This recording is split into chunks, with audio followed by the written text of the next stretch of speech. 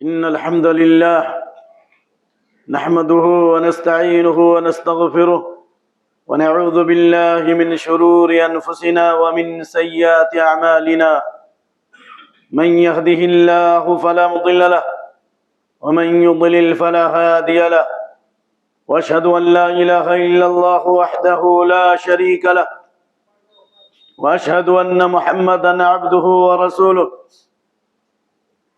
يا أيها الذين آمنوا اتقوا الله حق تقاته ولا تموتن إلا وأنتم مسلمون.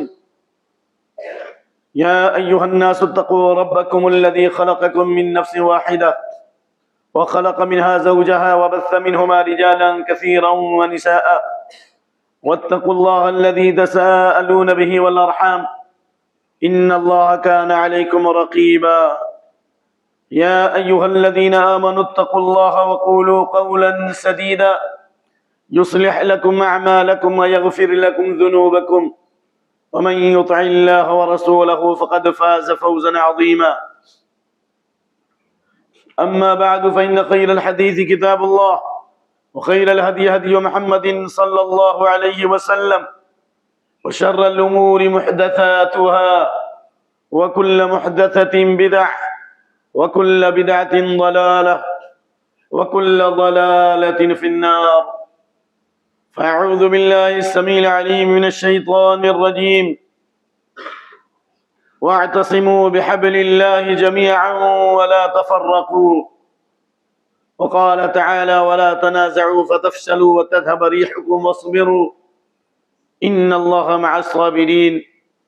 وقال تعالى: ولا تكونوا كالذين خرجوا من ديارهم بطرا ورياء الناس ويصدون عن سبيل الله والله بما يعملون محيط. اللهم حبب إلينا الإيمان وزينه في قلوبنا وكره إلينا الكفر والفسوق والعصيان واجعلنا من الراشدين. اللهم زينا بزينة الإيمان واجعلنا هداة مهتدين. رب اشرح لي صدري ويسر لي أمري واحلل عقدة من لساني يفقهوا قولي رب زدني علما. خطبہ مسنونہ کے بعد سورہ آل عمران کی آیت نمبر 102 پڑھی گئی ہے، اور اس ضمن میں بھی 2 آیتیں پڑھی گئی ہیں جن کا مدعا اور خلاصہ یہ ہے کہ اللہ رب العالمین نے اہل ایمان کو ایمان کے تقاضے پر چلنے کی تعلیم دی ہے، کیونکہ اللہ تعالیٰ نے ایمان کے ذریعے خطاب کیا اس سے پہلی والی آیت میں: یا ایھا الذین آمنوا اتقوا اللہ حق تقاتہ، ایمان والو اللہ کا تقوی اختیار کرو جیسا کہ تقوی اختیار کرنے کا حق ہے، اور مرو تو مسلمان ہو کر مرو۔ اللہ کی تقوی اختیار کرنے کے بعد اور اسلام اور دین کی حفاظت کی تعلیم دینے کے بعد اللہ نے فرمایا دین پر جمنے کے لیے، صراط مستقیم پر استقامت اختیار کرنے کے لیے، جنت کی راہ پر چلنے کے لیے، اللہ کی رضا و خوشنودی کے حصول کے لیے دوسرے نمبر پہ یہ ضروری ہے کہ ہمارے دلوں میں بھی اتحاد ہو اور ہمارے صفوں میں بھی اتحاد ہو۔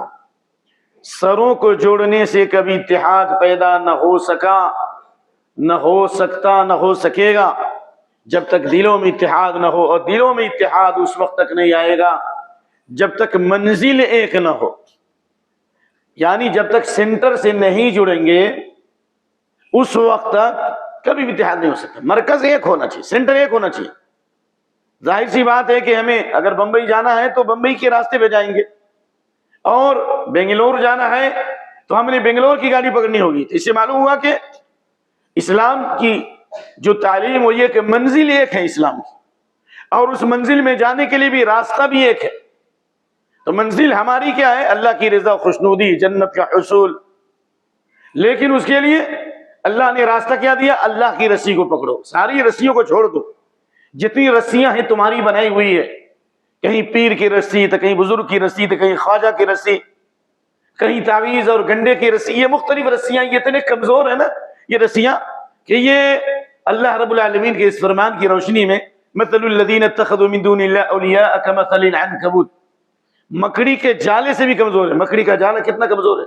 بظاہر خوبصورت نظر آتا ہے، بظاہر چمکدار نظر آتا ہے، بظاہر نظر آتا ہے کہ یہ بالکل ایک دنیا ہے، لیکن ہوا کا ایک جھونکا آتا ہے بالکل ٹوٹ پھوٹ کر رہ جاتا ہے۔ تو یہ جتنے بنائے ہوئے رسیاں اور جتنے بنائے ہوئے راستے ہیں یہ سب کے سب ختم ہونے والے ہیں۔ اللہ کی رسی ایک ہے جو اللہ کا دین ہے، اور اللہ کا کلام اور نبی کا فرمان یہ اللہ کی مضبوط رسی ہے۔ دین میں اخلاص، صراط مستقیم کی راہ میں محنت کرنا یہ اللہ کی رسی ہے۔ لیکن یہ اللہ کی رسی کو پکڑنے کے لیے ضروری ہے کہ جمیعاً اکٹھے پکڑو۔ ایک رسی سے کبھی رسی مضبوط نہیں ہوتی، کئی رسیوں کو جوڑ کر کے رسی مضبوط ہوتی ہے۔ جس طریقے سے انسان چاہے جتنا بھی خوبصورت ہو اور اس کے جسم کو کسی حصے کو الگ کر دیا جائے، ہاتھ کو الگ کر دیا جائے، چہرہ کو الگ کر دیا جائے، پاؤں کو الگ کر دیا جائے، چاہے جتنا خوبصورت ہو وہ صورت معلوم ہوگا۔ اللہ نے سب سے خوبصورت شکل میں بنایا تو اعضاء کا تناسب بھی تو ہے، اعضاء کی کنڈیشن بھی تو اللہ نے ظاہر فرمائی۔ سر کی جگہ پر سر ہے، پاؤں کی جگہ پر پاؤں ہے۔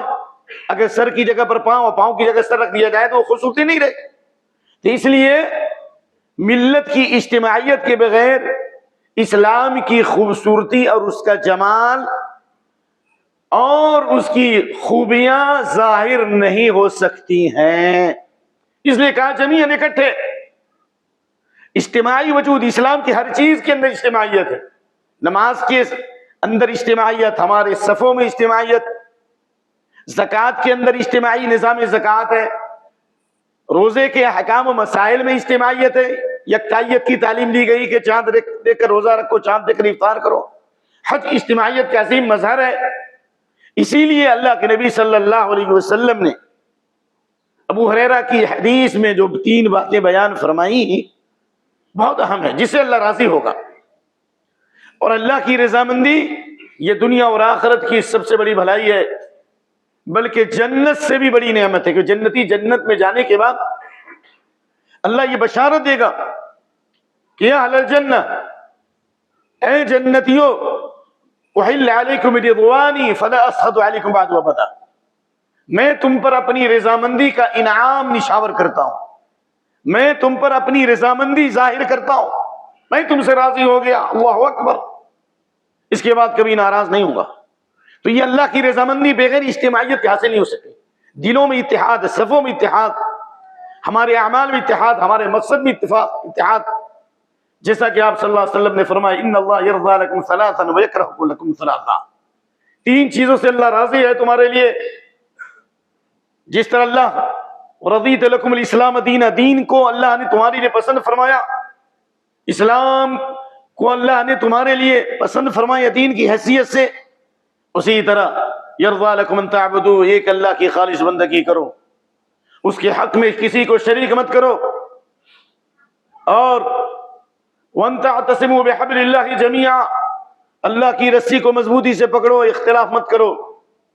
یعنی اللہ کی رسی کو پکڑنے کے لیے مقصد پر متحد ہونا ضروری ہے، عقیدے کا اتحاد ضروری ہے، منہج کا اتحاد ضروری ہے، دلوں میں اتحاد پیدا کرو، اخلاص کے ساتھ اللہ کی رسی کو پکڑو۔ یہ اخلاص کے ساتھ اللہ کی رسی اسمہ قرآن و سنت ہے فقط توحید و سنت، امن و راحت کا طریق، فتنہ جنگ و جدل تخلیص سے پیدا نہ کر۔ اس آیت سے یہ بات ظاہر ہوگی کہ جب تک انسان قرآن و سنت کو نہیں پکڑے گا، اللہ کی رسی کو نہیں پکڑے گا، کبھی اتحاد ہو ہی نہیں سکتا۔ قرآن و سنت سے اتحاد آئے گا، اور یہ اللہ کا انعام ہے۔ جس طرح صحابہ کرام متفق تھے، جب تک صحابہ کرام تھے ان کے صفوں میں اختلاف نہ تھا، جب تک صحابہ کرام تھے ان کے صفوں میں اختلاف نہ تھا، اس کے بعد تابعین، تبع تابعین، سب کے سب 3 صدیاں یہ دین اسلام پر متحد تھی، قرآن و سنت پر متحد تھی۔ یہی ہمارا منہج ہونا چاہیے۔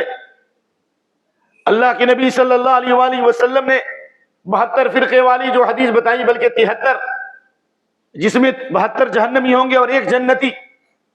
ایک جو جنتی ہوں گے ان کے بارے میں کہا مان علی واصحابی، جس پر میں ہوں میرے صحابہ ہیں۔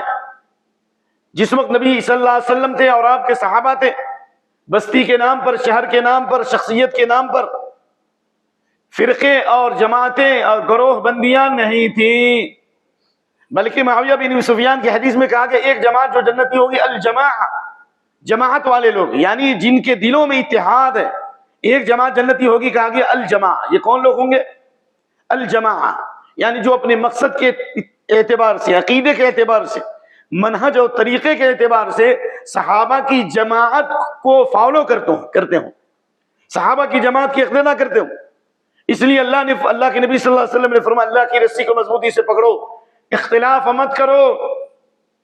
کیوں؟ اس لیے کہ الجماعت رحمت والفرقۃ عذاب، اجتماعیت اللہ کی رحمت ہے، اختلاف اللہ کا عذاب ہے. یہاں تک کہ اگر دو بھائی میں بھی محبت ہے اور محبت کے بعد دو بھائی دو دوست میں اگر اختلاف ہو گیا تو یہ بھی کسی نہ کسی گناہ کی وجہ سے ہے. ما تواد اثنان، دو بھائی نے ایک دوسرے سے محبت کی اور ایک دوسرے کے ساتھ غمخواری کی، پھر ان میں اختلاف ہو گیا تو اختلاف جو ہوا یا تو دونوں سے گناہ ہوا یا کسی نہ کسی سے گناہ ہوا. صحابہ کرام سب متحد تھے اور اتحاد کے ساتھ رہے، لیکن نبی صلی اللہ علیہ وسلم نے فرمایا تھا غزوہ احد میں کسی حال میں اس مقام کو نہیں چھوڑنا، اس اسپاٹ کو نہیں چھوڑنا. لیکن بعض صحابہ کی اجتہادی بھول سے، بعض صحابہ کی اجتہادی چوک سے اختلاف پیدا ہو گیا. بعض جنگ میں رہے اور ان میں سے کثیر تعداد مال غنیمت سمیٹنے میں لگ گئی. ان کا اجتہاد تھا، ان کی نیت صحیح تھی لیکن نبی صلی اللہ علیہ وسلم کے بتائے ہوئے راستے سے الگ ہو گئے، تھوڑا اختلاف کر بیٹھے. وتنازعتم فی الامر، تم نے اختلاف کیا اللہ کے رسول صلی اللہ علیہ وسلم کے حکم کی تعمیل میں. وعصیتم، تم نے نافرمانی کی. منکم من یرید الدنیا، تم میں سے بعض دنیا کی خواہش رکھنے لگے، دنیا کا جذبہ اور دنیا کی خاطر دوڑنے لگے. تو اللہ تعالیٰ نے کتنی بڑی تکلیف سے دوچار کیا. تھوڑے سے اختلاف سے 70 صحابہ شہید ہو گئے. آپ صلی اللہ علیہ وسلم کا سر زخمی ہو گیا، آپ کے دندانی مبارک شہید ہو گئے. شیطان نے آواز لگائی نعوذ باللہ کہ محمد مر چکے صلی اللہ علیہ وسلم. لہذا اللہ نے فرمایا وَلَا تَكُونُوا كَالَّذِينَ تَفَرَّقُوا وَاخْتَلَفُوا مِن بَعْدِ مَا جَاءَهُمُ الْبَيِّنَاتُ، ان لوگوں کی طرح مت ہو جاؤ جو گروہوں میں بٹ گئے، ٹکڑیوں میں بٹ گئے اور حق واضح ہونے کے بعد یہ اختلاف کر بیٹھے.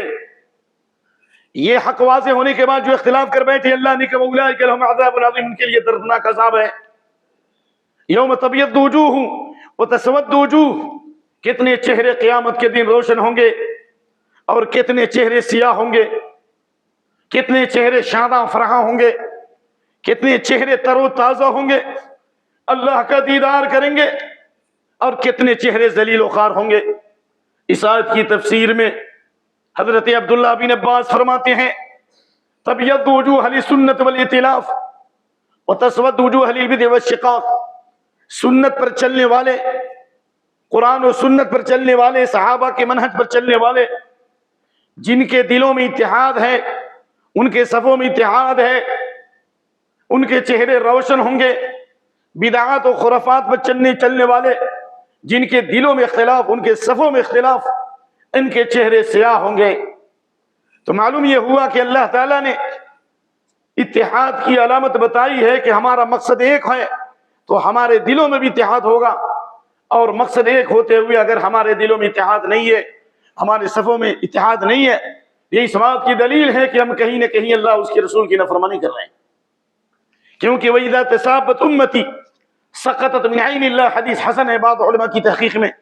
جب میری امت گالی گلوچ پہ آ جائے، اختلافات پہ آ جائے، ایک دوسرے کو سب و شتم کرنے لگے تو اللہ کی نگاہ سے گر جائے گی.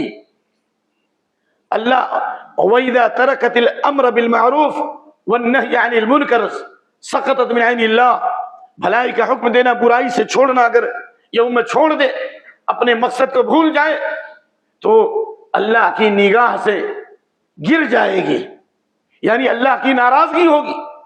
تو معلوم یہ ہوا کہ اللہ تعالیٰ نے جہاں ہمیں اتحاد کا حکم دیا ہے وہیں اختلاف سے منع فرمایا.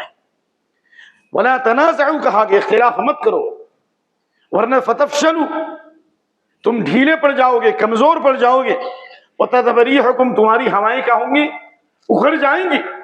اس لیے جس طرح ہم کپڑے کی حفاظت کرتے ہیں، اپنے مکان کی خوبصورتی اور ڈیکوریشن پر اپنی نگاہ مرکوز رکھتے ہیں، اپنی گاڑیوں کی خوبصورتی پر توجہ رکھتے ہیں، ہم اپنے دلوں پر بھی نگاہ رکھیں، کہیں دلوں میں نفرت تو نہیں آ گیا، کہیں دلوں میں نفرت تو نہیں پیدا ہو گئی، کہیں شیطان نے اختلاف تو نہیں ڈال دیا، کہیں ہماری محبت میں کمی تو نہیں آ گئی. اس لیے آپ صلی اللہ علیہ وسلم جو بار بار جو تعلیم دیتے تھے نا، اسی لیے افلا تؤمنوا حتی تحابوا کیوں کہتے تھے؟ ایمان اس وقت تک نہیں لا سکتے. یہ خطاب کس کو ہو رہا ہے؟ جو ایمان والوں کے امام ہیں انبیاء کے بعد، جن کو تقوی کی سرٹیفکیٹ، جن کو ہدایت کی سرٹیفکیٹ، جن کو تمام خوبیوں کی سرٹیفکیٹ، پھر بھی آپ فرما رہے ہیں ایمان تم اس وقت تک نہیں لا سکتے جب تک تمہارے دلوں میں محبت نہ ہو. کیوں کہا گیا؟ اور محبت پیدا کرنے کے لیے آپ نے فرمایا افشوا السلام بینکم، سلام کو پھیلاؤ. اس لیے ہمیں ایمان کے تقاضے پر عمل کرنے کے لیے صفوں میں اتحاد ضروری ہے، مقصد میں اتحاد ضروری ہے، اور ہمارے تعلقات بھی آپس میں صحیح ہونا ضروری ہے. بلکہ اس اتحاد کی خاطر، دلوں میں اتحاد پیدا کرنے کے لیے، صفوں میں اتحاد پیدا کرنے کے لیے اگر کوئی شخص محنت کرتا ہے تو نہ صرف وہ متقی اور پرہیزگار کی صف میں ہے، بلکہ متقی اور پرہیزگاروں میں اعلیٰ مقام کا حامل ہوگا. ایک آدمی تہجد کی نماز پڑھتا ہے، نفلی روزے رکھتا ہے، بہت بڑا ثواب ہے، اللہ کی رضامندی حاصل ہوتی ہے. ایک روزہ رکھے گا تو اللہ اس کے چہرے کو جہنم سے 70 سال دور کرے گا. اس سے افضل عمل ہے ترمذی کی روایت، افلا الا اخبرکم بافضل من درجۃ صاحب الصوم والصلاۃ قلنا بلا یا رسول اللہ قال اصلاح ذات البین.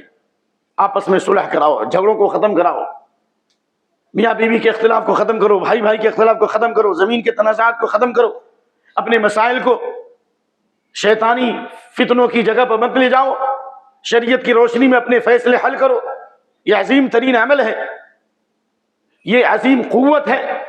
اور اس کے مقابلے میں آپ نے فرمایا فإن فساد ذات البید هي الحالقہ، آپسی اختلاف یہ استرا ہے، یہ استرا جس سے بال صاف ہوتا ہے. لیکن یہ آپسی اختلاف، یہ دلوں کی نفرت، یہ کینہ کپٹ، یہ بغض حسد، یہ جلن، یہ تکبر، یہ عجب، یہ بیماریاں اگر آ جائیں تو یہ بیماریاں کورونا کے وائرس سے بھی زیادہ خطرناک ہے. کہ کورونا کا وائرس سے چند لاکھ لوگ مر گئے، کروڑ مر گئے، لیکن اس سے دین مرے گا، ایمان مرے گا. اخلاق کی موت ہے، اخلاص کی موت ہے. نماز میں لذت نہیں آ سکتی ہے. اس لیے اہم ترین چیز نبی صلی اللہ علیہ وسلم نے بتائی ہے یہ الحالقہ. اس لیے آپ صلی اللہ علیہ وسلم ہمیشہ یہ تعلیم دیا کرتے تھے. یہودیوں کا بڑا عالم، جو اپنے زمانے کا بڑا عالم تھا، جس کے علم کے لوگ گواہی دیتے تھے، اس نے آپ صلی اللہ علیہ وسلم کی محبت کی حدیث سن کر اسلام قبول کر لیا. حالانکہ اللہ کے نبی کی حدیث ہے سبحان اللہ وبحمدہ سبحان اللہ العظیم، بخاری اور مسلم اور مختلف حدیث کی کتابوں میں حدیث ہے. اس حدیث کو بھی سن لیجیے. لو آمن بی عشرۃ من الیہود لآمن بی الیہود، بخاری شریف. اگر 10 یہودی ایمان لے آتے، اگر 10 یہودی میرے اوپر ایمان لے آتے تو سارے یہودی ایمان لے آتے. اور بعض روایت میں کہ 10 سردار یہود، سرداران یہود، احبار یہود، یہود کے بڑے علماء، کیونکہ ایمان تو بہت سے یہودی لائے، عام لوگ لائے، لیکن علماء نہیں لاتے ایمان، ان کے روسا ایمان نہیں لاتے. یعنی یہودیوں کے 10 بڑے اگر ایمان لے آتے، سارے یہودی ایمان لے آتے. سب سے کم ایمان، وقلیلا ما یؤمنون، سب سے کم ایمان لانے والے. وقلوبنا غلف، کہتے تھے ہمارا سینہ علم سے بھرا ہوا ہے. لیکن محبت کی حدیث سن کر، الفت کی حدیث سن کر، سلام کی حدیث سن کر، یہودیوں کا بڑا عالم عبداللہ بن سلام بھی ایمان کے زیور سے آراستہ ہو گیا. آپ جب یہ حدیث بیان کر رہے تھے افشوا السلام، سلام پھیلاؤ، کھانا کھلاؤ، اطعموا الطعام، صلوا الارحام، رشتوں کو جوڑو. رشتہ داری اللہ کے عرش سے لٹکی ہوئی ہے. جو رشتوں کو جوڑے گا اللہ اس کو اپنی رحمت سے جوڑے گا، جو رشتوں کو کاٹے گا اللہ اس کو اپنی رحمت سے کاٹے گا. وصلوا باللیل والناس نیام، رات میں اٹھ کر عبادت کرو، تہجد کی نماز پڑھو، سلامتی کے ساتھ جنت میں چلے جاؤ گے. اس حدیث کو سن کر عبداللہ بن سلام نے کہا ان ھذا الوجه ليس بکذاب، یہ چہرہ کسی جھوٹے کا چہرہ نہیں ہو سکتا، اور فوراً ایمان لے آئے. تو اگر ہم بھی سلام پھیلائیں، غریبوں مسکینوں کو کھانا کھلائیں، رشتوں کو جوڑیں، تہجد کی نماز پڑھنے کی کوشش کریں، تو اللہ ہمارے چہرے پر بھی نور دے گا، ہماری زبان میں تاثیر دے گا، ہماری دعوت میں اثر انگیزی ہوگی، اثر آفرینی ہوگی. اس لیے اللہ کے نبی صلی اللہ علیہ وسلم نے اس پر زور ڈالا ہے ان الشیطان ذیب الانسان کذیب الغنم. اللہ اکبر. یاخذ الشاۃ القاسیۃ والناحیہ، یہ بھیڑیا کس بکری کو کھاتا ہے؟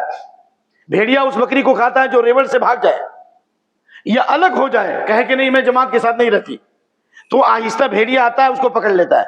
لیکن جو بکری ریوڑ کے ساتھ ہوتی ہے، بھیڑیا اس بکری کو نہیں کھا سکتا، کیونکہ اجتماعی قوت پیدا ہوتی ہے، سب مل کر مقابلہ کریں گے.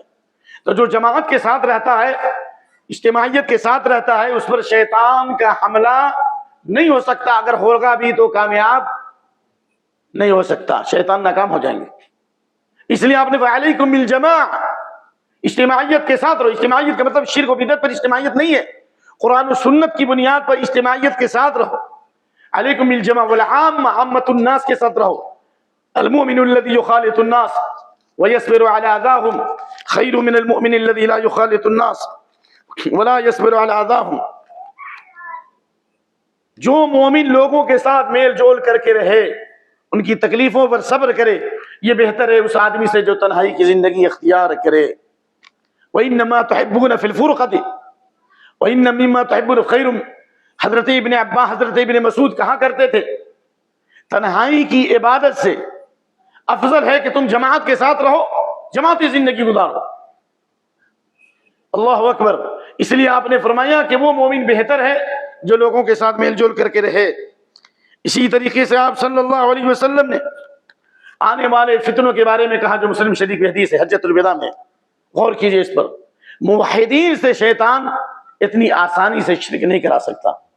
جو ہمیشہ اللہ کی توحید کا اعلان کرنے والے ہیں، جو ہمیشہ توحید کی دعوت دیتے ہیں، شیطان اسے شرک اتنی آسانی سے نہیں کرائے گا، وہ مایوس ہو چکا ہے. لیکن توحید والوں سے شرک نہیں کرائے گا، لیکن انہیں توحید والوں میں تفریق پیدا کرے گا، نفرت پیدا کرے گا. ان الشیطان قد ایس ان یعبدہ المصلون. شیطان اس بات سے مایوس ہو چکا ہے کہ موحدین جزیرہ عرب میں اس کی عبادت نہیں کر سکتے. ولیکن سعی فی التحریش بینہم، لیکن شیطان اس بات سے مایوس نہیں ہے کہ ان کے درمیان اختلاف پیدا کرے گا، ان کے درمیان نفرت پیدا کرے گا. اس لیے حضرت عمر بن خطاب رضی اللہ تعالیٰ عنہ نے جابیہ مقام پر جو خطبہ دیا تھا اور کہا تھا کہ جس طرح میں آج کھڑا ہوا اسی طرح اللہ کے نبی صلی اللہ علیہ وسلم نے کھڑے ہو کر خطاب کیا تھا اور کہا تھا احسنوا الی اصحابی ثم الذین یلونہم ثم الذین یلونہم. میرے صحابہ کے ساتھ اچھا سلوک کرو، پھر ان کے بعد یعنی صحابہ کی اقتداء کرو اچھی طرح، پھر ان کے بعد اور پھر اس کے بعد آپ صلی اللہ علیہ وسلم نے اس میں فرمایا علیکم بالجماع، جماعت کے ساتھ رہو، یہ صحابہ والی جماعت کی اقتداء کرو. وَإِيَّاكُمُ الْفُرْقَةَ، اور اختلاف سے بچو. کیوں؟ اس لیے جنت میں جانے کے لیے اجتماعی ضروری ہے. جو جماعت سے الگ ہو گیا وہ جہنم میں بھی الگ رکھا جائے گا. آپ نے فرمایا من اراد بحبوحۃ الجنہ فلیلزم الجماعہ، جو جنت میں داخل ہونا چاہتا ہے، بحبوحہ کہتے ہیں وسط الجنہ، جنت کے بیچ میں جانا چاہتا ہے، اسے اجتماعیت کی رسی پکڑنی چاہیے. فإن الشیطان مع الواحد، شیطان ایک آدمی کے ساتھ ہوتا ہے، ومن الاثنین ابعد، دو آدمی بھی رہے گا اور دو آدمی بھی جماعت سے نماز پڑھے گا تو شیطان اسے کیا ہو جائے گا؟ بھاگ جائے گا. ما من ثلاثة بقرية ولا بدو لا تقام فيهم الصلاة إلا قد استحوذ عليهم الشيطان. تین آدمی بھی کسی بستی میں ہو، کسی دیہات میں ہو، کھیڑے میں ہو، اگر جماعت سے نماز نہ ہو، اجتماعیت کا مظاہرہ نہ ہو تو شیطان ان پر مسلط ہو جاتا ہے. اس کا مطلب کیا ہوا؟ اگر تین آدمی بھی جماعت کے ساتھ ہو، اور یہاں پر دو آدمی کی بھی بات ہے، اگر وہ اجتماعیت کے ساتھ رہیں، جماعت سے نماز پڑھیں، شیطان ان سے بھاگے گا. کیوں؟ اجتماعیت کی قوت سے شیطان ٹکڑے ٹکڑے ہوتا ہے، کیونکہ اجتماعیت یہ کتاب و سنت کی بنیاد پر ہو سکتا ہے. امام ابن تیمیہ کہتے ہیں، ذرا اس عبارت کو سن لیجیے، السنت مقرونۃ بالاجتماع والبدعۃ مقرونۃ بالشقاق. جہاں سنت ہوگا وہاں اتحاد ہوگا، جہاں بدعت ہوگی وہاں اختلاف ہوگا. بدعت کا رنگ بھی بدلتا ہے، اس کا کلر بھی چینج ہوتا ہے، اس کا ٹریڈ مارکہ بھی چینج ہوتا ہے، لیکن سنت کا کلر کبھی چینج نہیں ہوتا. اس لیے اجتماعیت کے ساتھ رہنے کی تعلیم دی گئی ہے، اور یہ اجتماعیت کے لیے تنظیم جماعت یہ بہت اہم چیز ہے.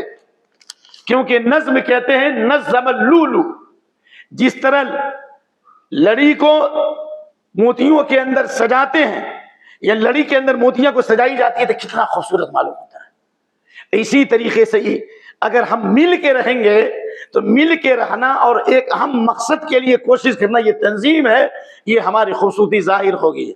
ایک پولیس والا چاہے الگ رہے، چاہے جتنا مضبوط ہو، وہ خوبصورت معلوم نہیں ہوگا، لیکن اجتماعیت کے ساتھ اگر پریڈ کرتا ہے تو کتنا اچھا منظر ہوتا ہے.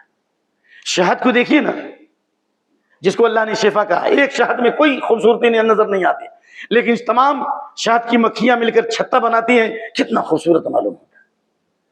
تو اسی طرح ملنی اور اجتماعی زندگی کے بغیر دین اسلام کی خوبصورتی ظاہر نہیں ہوتی.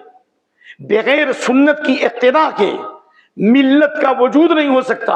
ایک اور تنظیم جماعت کے لیے اگر کوئی ہمارا مقتدا نہ ہو، ہمارا راہبر نہ ہو، ہمارا امیر نہ ہو، تو پھر جماعتی زندگی کا وجود نہیں ہو سکتا. دیکھیے نا، اگر 3 آدمی بھی ہوتے، ایک آدمی امامت کرتا ہے، نہیں کرتا.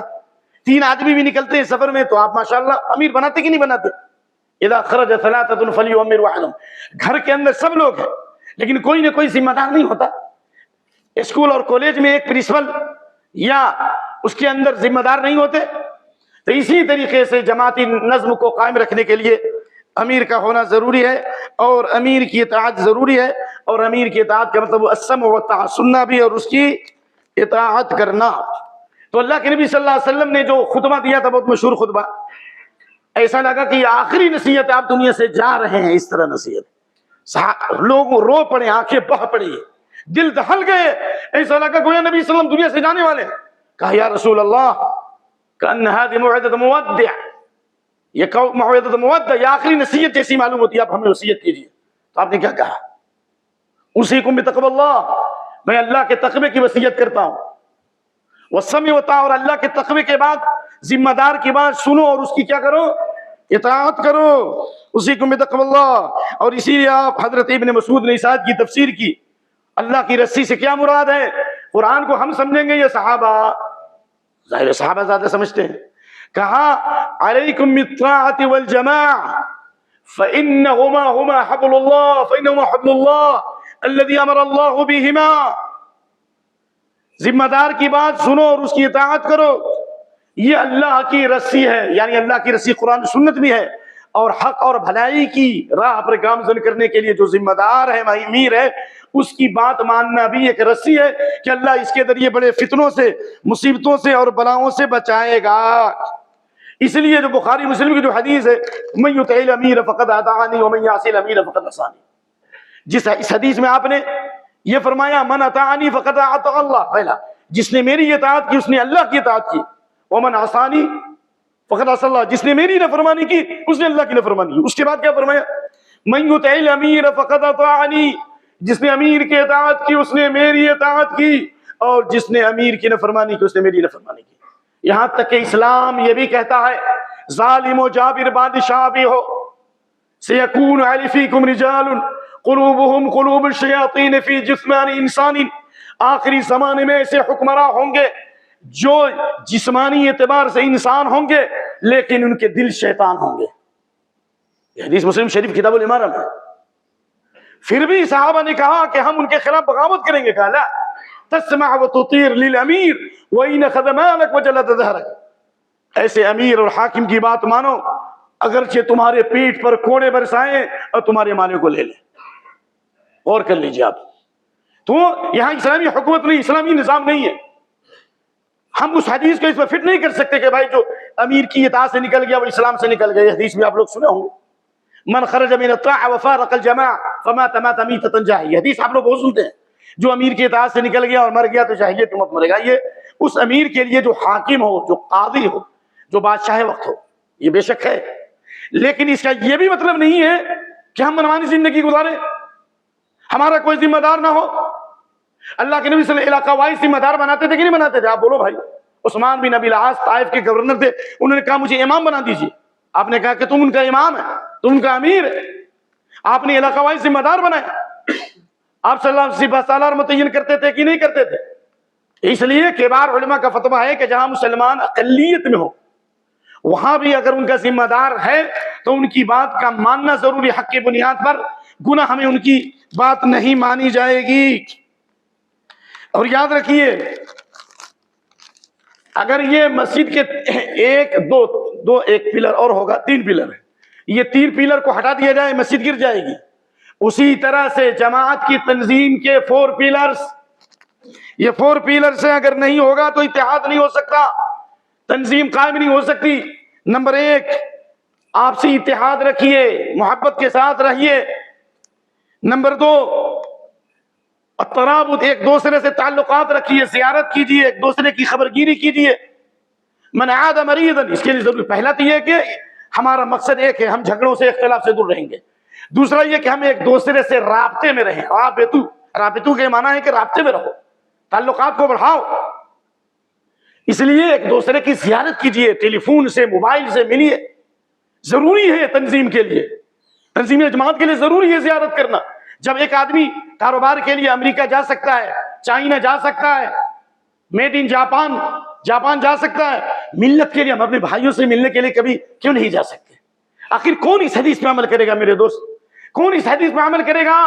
من عاد مریضا او زار خله ناداه مناد ان طبت وطاب ممشاك وتبوأت من الجنة منزلا۔ جس نے کسی مریض کی عیادت کی، عیادت سمجھتے ہیں تیمارداری کی، اور یہ اپنے بھائی سے ملنے کے لیے گیا دین کی بنیاد پر کہ یہ میرا دینی بھائی ہے، یہ نمازی ہے، یہ سچا ہے، یہ تقوی پرہیزگار، یہ تقوی پرہیزگار انسان ہے، متقی و پرہیزگار ہے، کیا ملے گا آپ کو؟ نادا منادی، ایک فرشتہ پکارتا ہے، انتم تمہارا عمل پاک ہو گیا، تمہارا چلنا پاک ہو گیا، تو نے جنت میں گھر بنا لیا۔ شاید میری بات نہیں سمجھ سکے۔ یعنی جو اپنے بھائی سے ملنے جائے، یہ مریض کی عیادت کے لیے جائے، تو 3 سرٹیفکیٹ اللہ کی طرف سے ملتی ہے۔ نمبر 1، تم پاک ہو گئے، تمہارا عقیدہ پاک، تمہارا دل پاک ہو گیا، تمہارا چلنا پاک، اور تو نے جنت میں ایک محل بنا لیا۔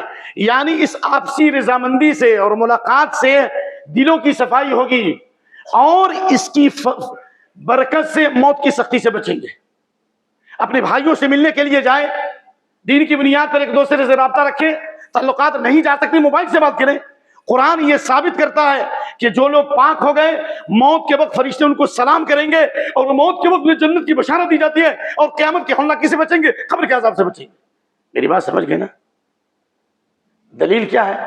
یہ قرآن کی آیت ہے، الذین تتوفاہم الملائکۃ طیبین یقولون سلام علیکم ادخلوا الجنہ بما کنتم تعملون۔ جو لوگ پاک لوگ ہیں، پہلے کہا گیا مریض کی عیادت کرنے والا، اپنے بھائیوں سے تعلقات قائم کرنے والا، وہ پاک لوگ ہیں۔ آپ نے سنا نا، ان کا چلنا بھی پاک اور ان کا عمل بھی پاک، تو عمل پاک ہوگا تو دل بھی پاک ہوگا۔ تو اللہ نے فرمایا کہ جو پاک لوگ ہیں، جن کا عقیدہ پاک، جن کی روزی پاک، جن کا دل پاک، جو ناپاک لوگوں سے دور رہتے ہیں، اچھے لوگوں میں جاتے ہیں، اچھے لوگوں کی مجلس میں بیٹھتے ہیں، یہ ساری تفسیر ہے، میں نہیں کہتا، سلف کی تفسیر ہے۔ تو فرشتے موت کے وقت ان کو سلام کرتے ہیں، اللہ اکبر۔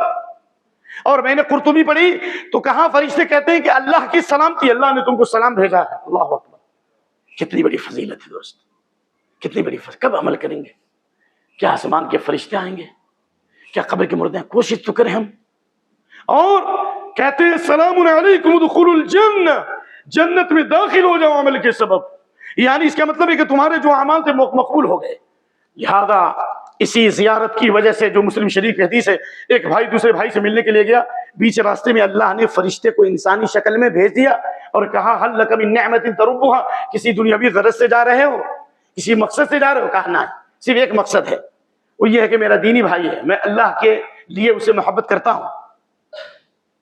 تو فرشتے نے کہا کہ فإنی رسول اللہ علیکم، میں اللہ کا رسول ہوں، فرشتہ بھیجا گیا ہوں، اللہ تعالیٰ تم سے محبت کرتا ہے۔ تو یہ آپسی رابطے سے، ملاقات سے، تعلقات سے ہمارے عمل بھی پاک، ہمارے دل بھی پاک، اور سب سے بڑی بات اللہ کی محبت بھی حاصل ہوگی، موت کی سختی سے بچیں گے، قبر کے فتنے سے بچیں گے، اور قیامت کی ہلاکی سے بچیں گے۔ نہیں ہے؟ وجبت محبتی للمتحابین فی والمتجالسین فی والمتزاورین فی، میری رضا کی خاطر جو ایک دوسرے سے محبت کرتے تھے، ایک دوسرے کی زیارت کرتے تھے، ایک دوسرے کے پاس بیٹھتے تھے، اللہ فرماتا ہے میری محبت ان کے لیے واجب ہو گئی۔ آئیے اس حدیث پہ عمل کیجیے آج سے انشاءاللہ۔ اليوم این المتحابون بجلالی، یہ حدیث جو پڑھی وہ مسلم شریف ہے، اور یہ ابھی سنن کی روایت ہے، مسلم احمد وغیرہ میں۔ این المتحابون بجلالی اليوم ظلهم لا ظل الا ظل۔ رابطہ بڑھاؤ اپنے بھائیوں سے، کسی بھی مسلک کا ہو، مسلمان ہونا بس کافی ہے۔ آپ دین کے لیے جا رہے ہیں نا. اللہ فرماتا ہے میری رضا کی خاطر محبت کرنے والے کہاں ہیں؟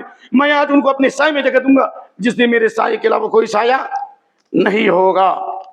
لہذا اتحاد و اتفاق. نمبر 2 آپسی رابطہ. نمبر 3 اوقات کی حفاظت.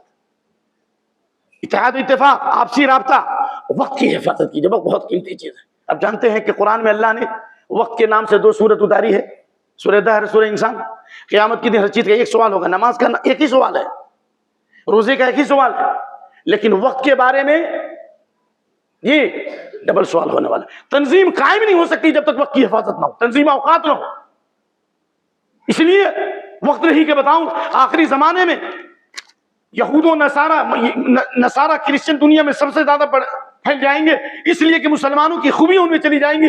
ان میں سے وقت کی حفاظت کریں گے، وہ مسکینوں غریبوں کی مدد کریں گے، ہاسپٹل قائم کریں گے. تو خلاصہ یہ ہوا کہ وقت کی تنظیم اور ذمہ دار. نمبر 4 اطاعت ولی الامر. جو ذمہ دار ہے اس کی بات مانی جائے، اور ذمہ دار پر یہ فرض ہے کہ لوگوں سے مشورہ کرے. کیوں؟ اس لیے کہ نبی صلی اللہ علیہ وسلم بھی صحابہ سے مشورہ کرتے ہیں. غزوہ بدر میں مشورہ کیا، غزوہ احد میں مشورہ کیا. صحابہ کے مشورے سے خندق کھودی گئی. ابو بکر صدیق رضی اللہ عنہ نے مشورہ کیا، تب تو مسلمہ کذاب کا مقابلہ کیا جو اس نے نبوت کا دعویٰ کیا تھا. حضرت عمر رضی اللہ عنہ کے کیبنٹ کے ممبر وہ لوگ ہوتے تھے جو قاری ہوتے تھے. بخاری کی روایت کان القراء صحابہ مجلس عمر. جی حضرت عمر رضی اللہ عنہ کے کیبنٹ کے ممبر وہ لوگ ہوتے تھے جو قرآن کے قاری ہوتے تھے. یہ چند باتیں میں نے پیش کر دی اور وقت بھی ختم ہو رہا ہے. وقت یہ ہوئے کہ مطابق 2 منٹ باقی ہے، لیکن انشاءاللہ چند باتیں صرف گنا دوں گا، آپ اس کو صرف یاد کر لیجئے، اور تشریح نہیں ہوگی. وہ یہ کہ چند ایسی چیزیں ہیں کہ اگر ہم ان پر ابھی سے عمل شروع کر دیں تو ہمارے دلوں میں اتحاد، ہمارے صفوں میں اتحاد، اور جس طرح سے خوشبو پھوٹتی چلی جاتی ہے، ہماری خوشبو انشاءاللہ گلبرگہ سے نکل کر ہندوستان کے کونے کونے تک پہنچے گی، اور الحمدللہ پہنچ رہی ہے. جنہیں حقیر سمجھ کر بجھا دیا تم نے وہی چراغ جلیں گے تو روشنی ہوگی. اقول قولی ھذا واستغفر اللہ لی ولکم ولسائر المسلمین واستغفروہ انہ الغفور الرحیم. الحمد للہ وحدہ والصلاة والسلام علی من لا نبی بعد. اما بعد. جماعت کی تنظیم کے لیے چند چیزوں پر اگر عمل کیا جائے تو جماعت میں قوت پیدا ہوگی اور جماعت بہت مضبوط ہوگی. نمبر 1، جماعت کے ہر فرد پر یہ لازم ہے کہ جس طرح آپ کھانا نہیں بھولتے، پانی نہیں بھولتے، بلکہ آپ میں ایسے ہمارے جواں مرد لوگ ہیں جو حیدرآباد کی بریانی یا کہیے کہ مندی کھانے کے لیے سفر کرتے ہیں. تو اس سے زیادہ ضروری ہے کہ نمبر 1 قرآن کی تلاوت کیجیے، بہت ضروری ہے. کسی بھی صحابی سے ثابت نہیں ہے کسی صحابی نے 1 مہینے سے زیادہ میں قرآن ختم کیا ہو. نمبر 1. نمبر 2، سنت کا علم حاصل کیجیے، سیکھیے علماء سے، نہیں تو کم سے کم ایک حدیث سننے کی کوشش کیجیے. اب تو موبائل پر بڑے بڑے میسج آ رہے ہیں، ہر دن ایک حدیث بخاری کی، مسلم کی، پوری بخاری مسلم ابو داؤد ختم ہو گئی. ہم ایسے گروپ میں جڑے تھے، ایک 2 حدیث سن کے بخاری مسلم ختم ہو گئی. نمبر 3، دعاؤں کا اہتمام کیجیے، اور خاص طور سے اتحاد اور اتفاق کے لیے سورہ حشر کی آیت نمبر 10، ربنا اغفر لنا ولاخواننا الذین سبقونا بالایمان ولا تجعل فی قلوبنا غلا للذین آمنوا ربنا انک رؤوف رحیم. اللہ ہماری مغفرت فرما، ہم سے پہلے ایمان والوں کی مغفرت فرما، اور ہمارے دل میں ایمان والوں کی طرف سے ذرہ برابر کینہ و بغض نہ دے. اسی طریقے سے صبر و تحمل، لوگوں کی باتوں کو سنیے، صبر کیجیے. کیوں؟ اس لیے کہ اللہ نے صبر کا بہت بڑا بدلہ رکھا ہے. بنی اسرائیل کتنی ذلیل قوم تھی نا، انبیاء پر ظلم کیا، انبیاء کو قتل کیا، لیکن اللہ نے اس ذلیل قوم کو سرزمین شام کے مشرق اور مغرب کا بادشاہ بنا دیا. دلیل کیوں سے بنایا؟ وَأَوْرَثْنَا الْقَوْمَ الَّذِينَ كَانُوا يُسْتَضْعَفُونَ مَشَارِقَ الْأَرْضِ وَمَغَارِبَهَا الَّتِي بَارَكْنَا فِيهَا وَتَمَّتْ كَلِمَةُ رَبِّكَ الْحُسْنَى. صبر کی وجہ سے. نمبر 4، بیت المال کا جو قیام ہے ہر مسجد کی سطح پر ہو اور جماعتی سطح پر ہو، بیت المال کا قیام ہو، غربا مساکین کی مدد کیجیے. اچھے ذہین طلبہ کو نکالیے جو قرآن و سنت کا علم حاصل کرے، ڈاکٹر بنے، انجینئر بنے، وکیل بنے. میں اس سے پہلے کئی دفعہ بول چکا ہوں کہ میرے کچھ رشتہ دار وہاں نامہ نگار ہے، وہ کہتے ہیں کہ سپریم کورٹ کے وکلاء اور ججوں سے ملاقات ہوتی ہے، کہتے ہیں تمہارے پاس اچھے جج نہیں، اچھے وکیل نہیں، تمہارے پاس ریڈیو اسٹیشن نہیں، قسم الولادہ ڈیلیوری وارڈ نہیں ہے، یہ عالمی سازش چل رہی ہے. تو بیت المال رہے گا تب تو کریں گے. مال کی کرامت جو ہے نا، بہت بڑی کرامت ہے، وقت نہیں کہ وضاحت کروں. اسی طریقے سے دار القضاء، کتنے لوگ کورٹ کچہری میں جا رہے ہیں، میاں بیوی کے کتنے مقدمات ہو رہے ہیں. تنظیم قائم کرنے کا ایک فائدہ یہ ہوگا کہ ہم شرعی عدالت قائم کریں یہاں پر. اسی کرناٹکا میں بعض مدنی بھائیوں نے شرعی کورٹ قائم کیا یا دارالقضا قائم کیا. واللہ پولیس اسٹیشن سے روزانہ کیس آتے ہیں ان کے پاس, پولیس بھیجتی ہے, پولیس اس کو لے کر آتی ہے کہ اس کا مسئلہ حل کرو اسلام کے روشنی. کام تو کیجیے نا, کچھ تو کیجیے. تو اس لیے جب تک کیجیے گا نہیں, لوگوں پر اثر کیسے پڑے گا؟ اسی طریقے سے سلام کو پھیلائیے. اور ایک چیز جو چھوٹ گئی ہے وہ یہ ہے, کھانا کھانے کا مزہ تو بہت آتا ہے, دعوت کا انتظار کرتے ہیں, لیکن کھانا کھلانے کی عادت ڈالیے. تحادوا تحابوا, ہدیہ لو اور دو, سے محبت پیدا ہوتی ہے. تحادوا فإن الهدیۃ یذیب الحسد, ہدیہ دو اور لو, ہدیہ دینے سے دلوں سے کینہ کپٹ ختم ہوتا ہے. میں نے بتایا تھا نا, مولانا ثناء اللہ امرتسری جب آئے کلکتہ میں, وہاں کے اہل حدیثوں نے اتنا ہدیہ دیا, اتنا تحفہ دیا کہ مال ٹرین کا پورا ڈبہ بھر گیا. اللہ اکبر. اور امام مالک کے پاس اتنے ہدایت آئے تھے کہ پورا گھر بھرا ہوا تھا. تو یہ نہیں کہتا کہ آپ جو ہے مجھے ہدیہ دو, لیکن آپس میں تبادلہ کیجئے, یہ بہت بڑی خوبی ہے. اور آخری چیز جو سب سے اہم ہے وہ ہے, کیا ہو سکتی ہے وہ؟ وقال اللہ انی معکم لئن اقمتم الصلاۃ, اللہ نے کہا میں تمہارے ساتھ ہوں اگر تم نے نماز قائم کی. جماعت کے ساتھ نماز پڑھیے, سارا خیر اور ساری بھلائی مل جائے گی. جس نے من سمع النداء فلم یأت فلا صلاۃ الا من عذر, جس نے اذان کی آواز سنی اور مسجد میں نہیں آیا, اس کی نماز نہیں ہوگی, نہیں ہوگی, نہیں ہوگی. حضرت عمر بن خطاب نے خط لکھا تھا اپنے گورنر کو, تمام کام کو چھوڑ دو نماز کے وقت میں. جو نماز ضائع کرے گا وہ حکومت کا بھی کامیاب انسان نہیں ہو سکتا, وفادار نہیں ہو سکتا. جو نماز کو ضائع کرے گا وہ دنیا اور آخرت کے سارے معاملات کو ضائع کرے گا. اللہ سے دعا ہے کہ اللہ ہمیں تنظیم جماعت کی اہمیت کو سمجھنے کی توفیق دے اور صبر کی توفیق دے. فتنے کا دور ہے, گھر میں 10 آدمی ہیں, ہم اپنے گھر پر کنٹرول نہیں رکھتے, جماعتی نظام ہے, ساری خوبیاں نہیں ہوں گی. ابو بکر و عمر کا دور نہیں آئے گا, لیکن انشاءاللہ ہم سب اگر متحد ہو جائیں, ایک دوسرے کو برداشت کریں, انشاءاللہ وہ دن دور نہیں کہ جنہیں حقیر سمجھ کر بجھا دیا تم نے, وہی چراغ جلیں گے تو روشنی ہوگی. اللہ کا ہاتھ جماعت پر ہے, جو جماعت سے ہٹ گیا وہ جہنم میں بھی الگ رکھا جائے گا. اے اللہ ہمارے صفوں میں اتحاد, ہمارے دلوں میں اتحاد عطا فرما, قرآن سنت پر کی بنیاد پر اتحاد عطا فرما. اور جنہوں نے یہ بزم سجایا اور مسجدوں کی تعمیر میں حصہ لیا, خیر اور بھلائی کو عام کرنے کی کوشش کی, کہ اللہ ان کے لیے اور ان کے ماں باپ کے لیے صدقہ جاریہ بنا. اور جس طرح تو نے یہاں جمع فرمایا, ہمیں جنت میں جمع فرما دے. ہمیں ہمیشہ دین کے بارے میں سوچنے کی توفیق عطا فرما. ہم میں جو بیمار ہیں اللہ ان کو تندرستی عطا فرما, جو قرضدار ان کے قرضوں کو ادا کر دے. اے اللہ جن بچے اور بچی کی شادیاں نہیں ہوئی ہے, اللہ اپنے فضل و کرم سے ان کو پاک رشتہ عطا فرما. اے اللہ جو کسی دشمن کے فتنے کے شکار ہیں ان کو نجات دے. اللہم ربنا حب لنا من ازواجنا وذریاتنا قرۃ اعین واجعلنا للمتقین اماما. اللہ ہمارے بیویوں بچوں کو آنکھوں کی ٹھنڈک بنا دے. ربنا اغفر لی ولوالدی وللمؤمنین یوم یقوم الحساب. اللہ ہماری مغفرت فرما, ہمارے والدین کی, تمام ایمان والوں کی مغفرت فرما. سبحان ربک رب العزۃ عما یصفون وسلام علی المرسلین والحمد للہ رب العالمین.